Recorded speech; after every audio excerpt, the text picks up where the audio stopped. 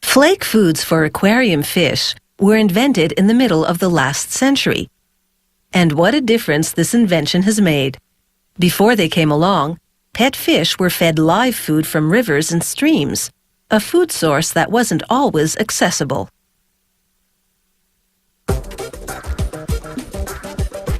The invention of flake and other dried foods made life in a fish tank a whole lot easier. Just a few sprinkles and dinner is served.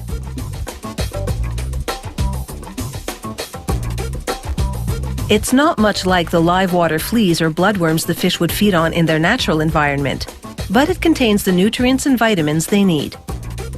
These dried tidbits can be supersized to appeal to larger fish that prefer to chow down on something more substantial.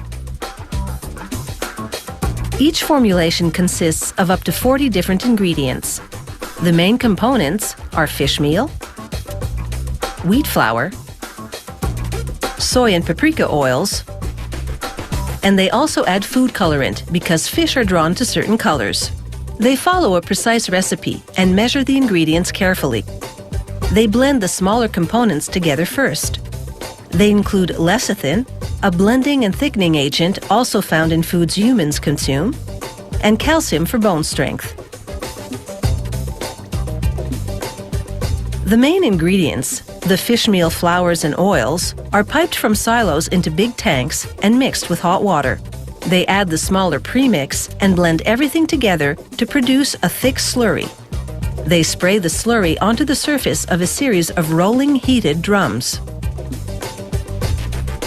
As it flows over these drums, the slurry cooks and dries into a thin film that's like a paper sheet. As the sheet rolls off, a long rotating blade chops it up to produce big flakes.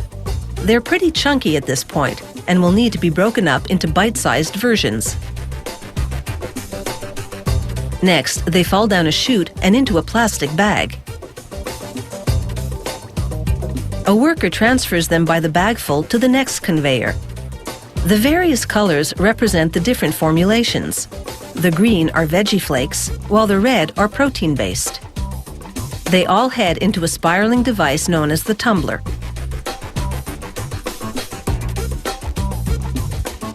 It spins to toss the flakes around.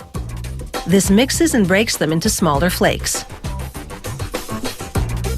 After several minutes in the tumbler, the flakes fall onto a series of screens to grade them by size: small, medium, and large.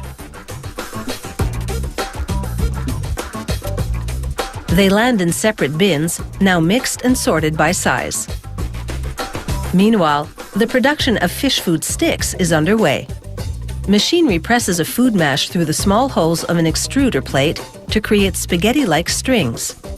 As the strings exit, rotating knives cut them into sticks.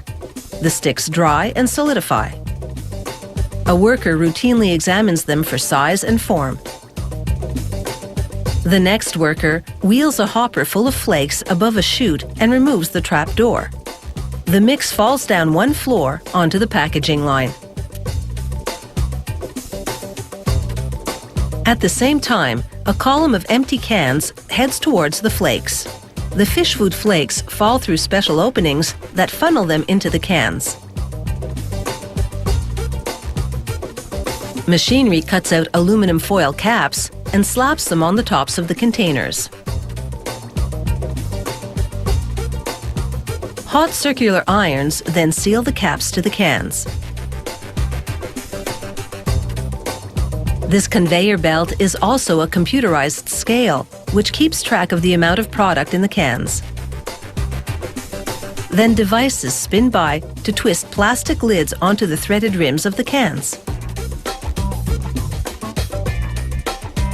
As the cans pass by on a carousel, applicators press glue-backed product labels onto them. And these fish food flakes are done. In its various formulations, dried fish food offers a range of feeding options.